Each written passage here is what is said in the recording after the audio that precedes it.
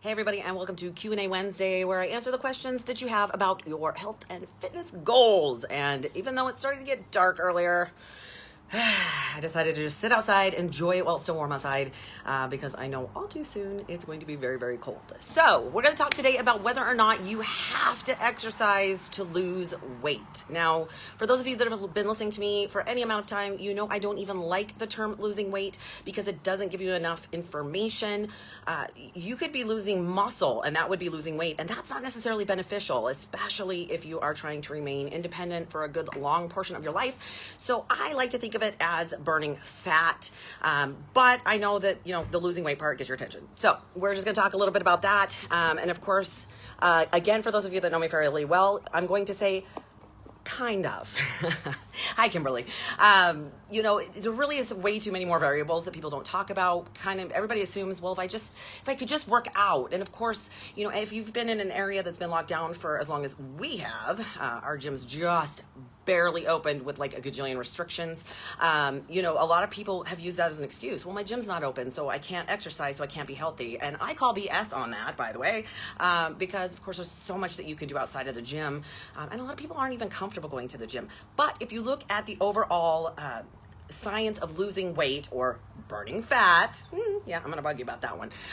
It doesn't necessarily require a gym, and here is why. So if you really look at the benefits of exercise, and there's tons of benefits, and here goes my sprinklers, it's just that time of day. There's tons of benefits, but if you look at the biology, it is not actually necessary to exercise. Now, I'm going to say that with a huge caveat because I fully believe that there's the benefits of exercise outweigh, just dieting. I don't like that word either, just by itself. Because of course, if you've ever seen that person that come to the gym every day and man, they're working out hard, but they don't look any different. You cannot out-exercise a bad diet. So when they say, all you have to do is exercise, that's a load of crap. Really losing weight or burning fat really is more dependent upon you actually eating correct. Now, of course, I'm not going to get too far into that today, but you do know that means cutting out sugar, vegetable oil, garbage, processed food, ultra-processed food. You already know what they are. We're not even going to get into the semantics of, well, it says it's healthy on the box. Yeah, they're lying to you, just so you know. But it really you can lose weight or burn fat just by paying attention, eating right. Now, it's not just calories. I know there's a whole big thing about, 3,500 calories equals a pound. So if I have a 500 calorie deficit every day, I should lose a pound a week.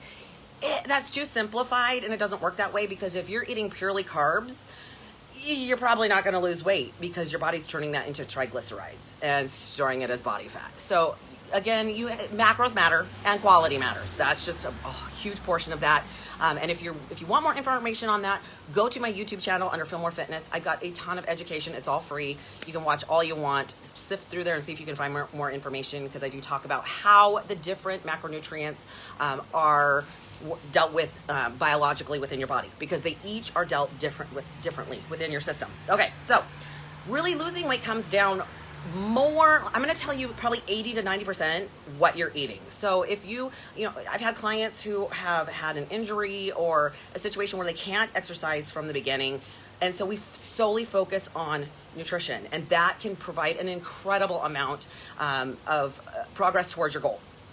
So the benefit of exercise is it just helps, right? Because unfortunately, exercise doesn't necessarily burn fat. It burns calories. What those calories come from depends on multiple variables, right? It depends on what you've had to eat that day, because your body actually prefers to burn carbs. So if you've eaten a bunch of carbs, it's going to burn that first. So you really have to teach your body to be fat adapted, which is you can't be eating a bunch of carbs all day long. Teach your body to burn carbs as fuel and then expect your body to understand how to burn body fat. It doesn't work like that. You have to become fat adapted. You have to figure out how, which honestly just means eat more healthy fats. And of course, everybody's different. So this is not a across the board, like you have to do this. When I work with clients, it is very individual. I do not cookie cutter anything. Nobody's the same. So it doesn't work like that. I have to really be individual in our plans, our goals, and kind of the things that we work with. So it's really interesting. If you Google it, it's going to tell you that exercise will help you lose weight. help would be the operative word there. So keep that in mind, that can it help you get there more efficiently? Absolutely, right? But there's so many other benefits to exercise. And you're talking to the girl who did not like exercise. As a matter of fact, I did not do organized sports as a kid. My mother didn't really believe in them. I kind of did some stuff through church when I was a teenager, but I really just didn't enjoy it. I was never taught, well, I was never good at anything. So I did not become an athlete till I was 36 years old. I'm 45 now. So again, I get it. You have to start somewhere, but there's such huge benefits to exercise. So let's talk about some of those. Number one, it improves your mood. Flat out. It releases endorphins. It helps your body release all the happy, feel-good chemicals. There's just really no downside. Now, again, that also has to be punctuated with the fact you have to be eating the right things. But let's just pretend that that's an overall concept and we already understand that, right? So it can help you with your mood.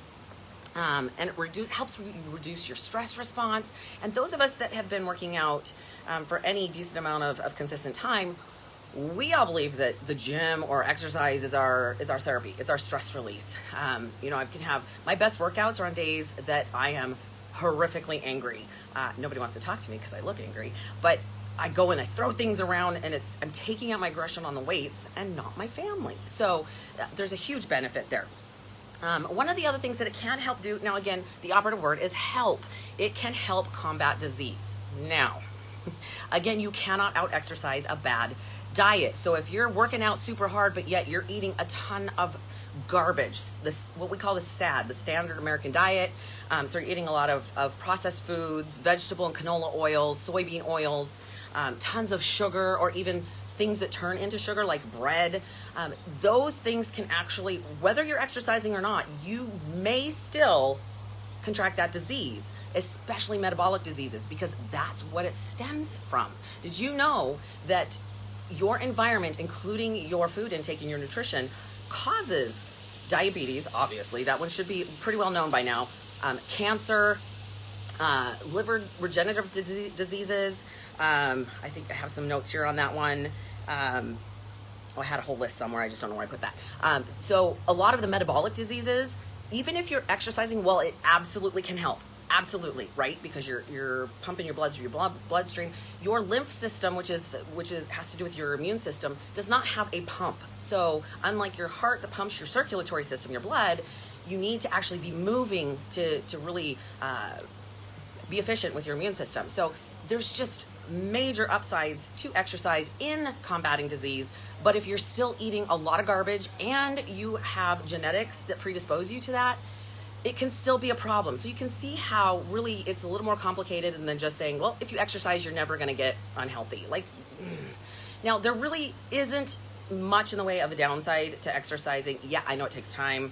And if you overtrain or overdo it, that's more of you're just not being smart. So that's not really a downside. That's a, hey, just, be smart when you're exercising. Don't do more than you really think that you can do. Remember, the recovery is the most important part of your exercise, not just the workout itself, right? You have to be able to, take the time to build the muscle. You tear the muscle down when you lift, but it builds when you rest, relax, and recover. So I know it's really funny. I get a lot of people are like, well, I just don't ever sleep because I don't feel like I have to. Going, then you will not grow, because that is when you grow.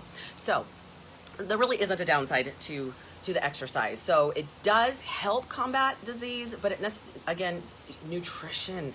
I know you're tired of it. You're tired of hearing it.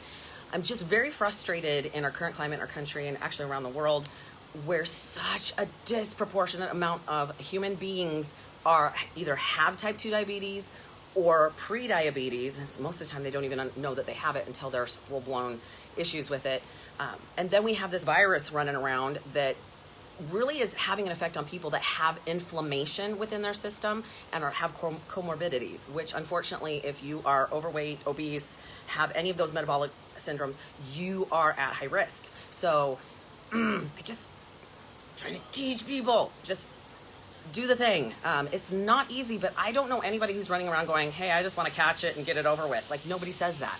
So keep in mind that there are things that you can do to help prevent yourself, that if you do get it, that you can be healthy and get through it. So that's a thing. All right. It helps boost energy, right? again, that also comes down to nutrition, because I've been a trainer for almost a decade now, which is flabbergasting to me, because I was the person least likely to ever think that I would even be healthy. But I kind of got sick and tired of feeling sick and tired. I also didn't like how I looked. Definitely on my way to diabetes at the time. So I really had to make a difference there. Flabbergasting to me how it was the education on the nutrition that was the biggest change. When I first became a trainer, I would train somebody even if they didn't want to deal with nutrition.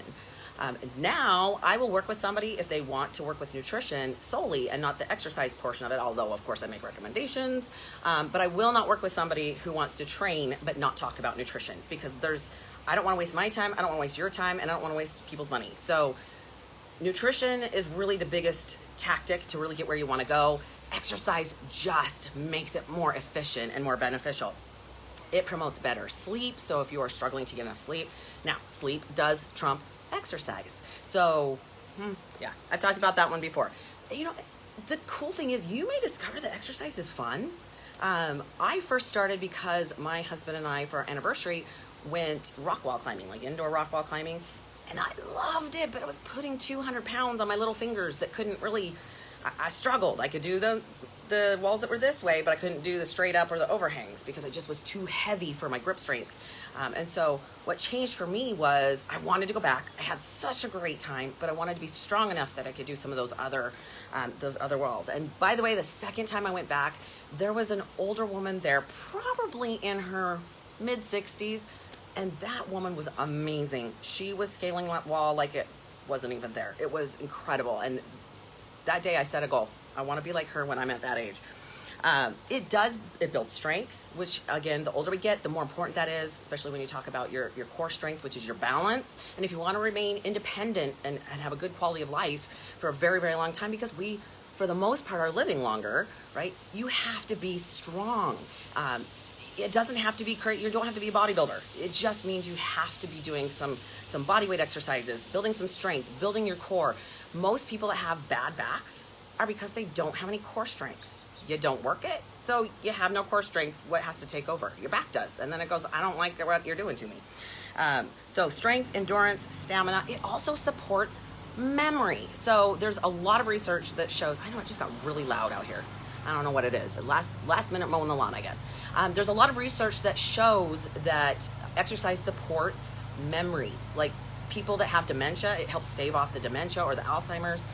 So huge benefits there. Like I said, there's not a downside, but it's not required. Like if you feel like you can't do anything, you don't have enough energy, you're not, maybe you have very, very weak joints, and so you're really unable to do a whole lot. Even if you just walk, but fix your nutrition, you're going to have, okay, it's just too loud now. You're going to have a much better time reaching your goals. So I think that's my cue to end it, since my husband also pulled up.